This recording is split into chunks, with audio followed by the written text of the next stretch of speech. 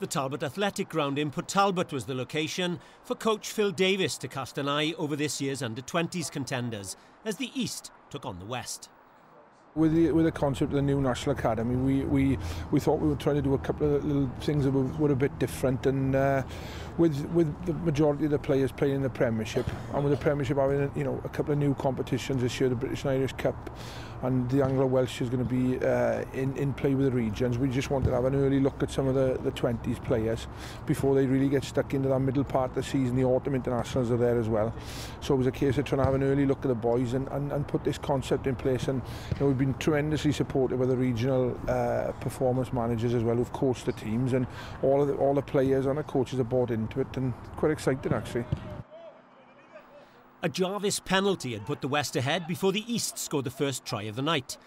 Matthew Putner from the Dragons taking the short ball. And from the recycle, the Blues lock, Macaulay Cook powered over for the first of his 2 tries. It was the pace of Christian Phillips, one of last season's under-20 side, that created the West's response. The young Osprey certainly creating an impression, having recovered from injury.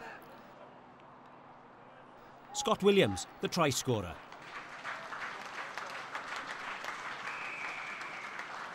It was the West who then dominated the next quarter. Llanelli centre Scott Williams crossing for his second try. This one set up by Jarvis, and the East were trailing by 31 points to 7.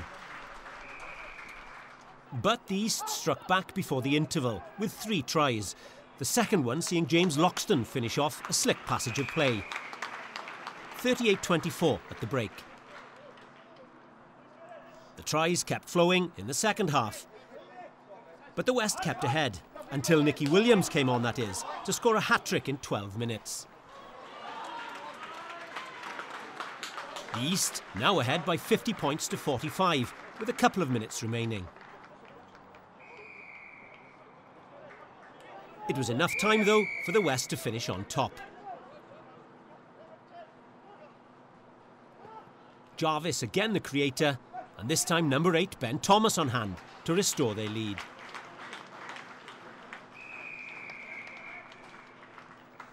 And the final try to seal victory was scored by the West fullback Lee Rees. The young Scarlet had an excellent game all round and fully deserved the try. Over 100 points, 16 tries, 8 apiece, and a final score of West 58, East 50. A nice selection headache for Phil Davis, and the watching Joe Lydon equally impressed. Final score, West Wales 59, East Wales 50. Thank you both. The key was the intensity that the lads played at, the way that the coaches went out and asked the players to be adventurous, to try things.